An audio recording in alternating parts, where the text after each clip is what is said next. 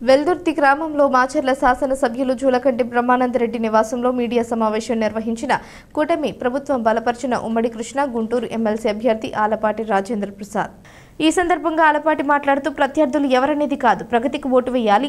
Alapati MLC ఎన్నికలలో పట్టభద్రులు తనకు vote వేయాలని కోరారు. ఆలపాటి గెలుపు ప్రగతికి నిలుపు, అభివృద్ధికి గెలుపు. ఆలపాటి గెలుపు కనుక ప్రతి ఒక్కరూ ఆలపాటిని గెలిపించాలని కోరారు.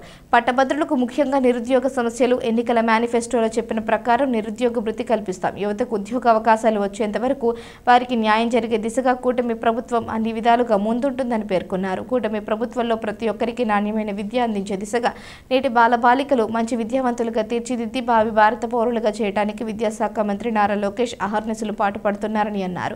మన రాష్ట్రానికి అనేక రకమైన సమస్యలు ఉన్నాయి. గత ప్రభుత్వం అప్పులు మిగిల్చి వెళ్ళింది. వాటన్నింటినీ ఎదుర్కొనే సామర్థ్యం గల వ్యక్తి ముఖ్యమంత్రి నారా చంద్రబాబు నాయుడు. సమస్యలు ఎక్కడ ఉంటే అక్కడ బాబు గారు అక్కడ ఉంటారని పేర్కొన్నారు.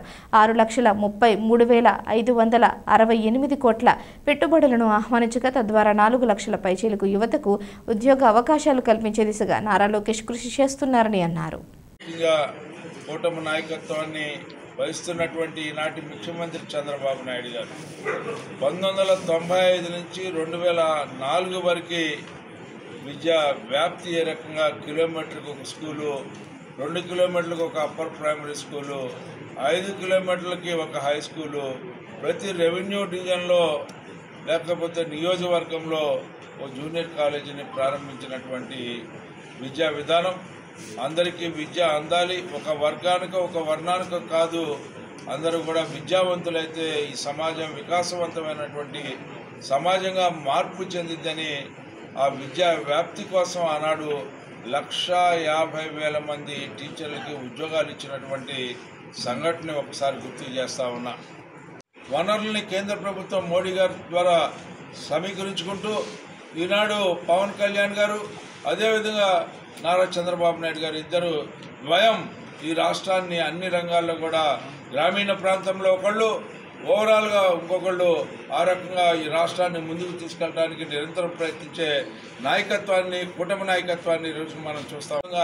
మార్పులు తీసుకొచ్చి ఈ రోజున అందరికీ విద్య అందించే దాంట్లో విద్య ప్రతి ఒక్కరు కూడా నేర్చుకునేలాగా ఈనాడు ఏ అయితే ప్రభుత్వ పాఠశాలలు ఉన్నాయో ఆ పాఠశాలలన్నింటినీ కూడా ఈ రోజున ఎట్లా నడపాలి, ఏ రకంగా నడపాలి, అంతేకాకుండా అక్కడికి వచ్చినటువంటి బాలబాలికలకి మంచి విద్యను నిలిపేలాగా ఈ రోజున ఆయన తీసుకునే నిర్ణయాలు ఈ రోజున అందరికీ ఉపయోగపడేలాగా సమాజ అభివృద్ధి చెంది వికాసవంతమైన సమాజంలో రేపటి పౌరులుగా తీర్చిదిద్దబడే ఈనాటి బాలబాలికల యొక్క వారి యొక్క వికాసాన్ని ప్రతి ఒక్కరు కూడా విజ్ఞతతో ఆలోచించాలి.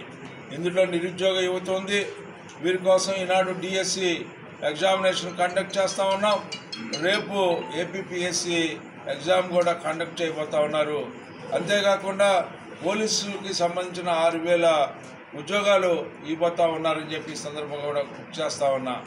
అంతేకాదు ప్రైవేటు ప్రభుత్వ రంగంలో 2 కూడా ఉపాధి కల్పించాలని చెప్పి ఉపాధి ద్వారా ఉత్పాదకతని పెంచి వనరుల్ని సమీకరించుకొని ఈ రాష్ట్రాన్ని అన్ని రంగాల్లో కూడా అక్షరమాలలోనే కాకుండా అభివృద్ధికి గెలుపు అనేది ఈనాడు ఆలపాటి రాజేంద్ర ప్రసాద్ గెలుపు అనేది మనం చెప్పుకోవాల్సిన అవసరం ఉంది.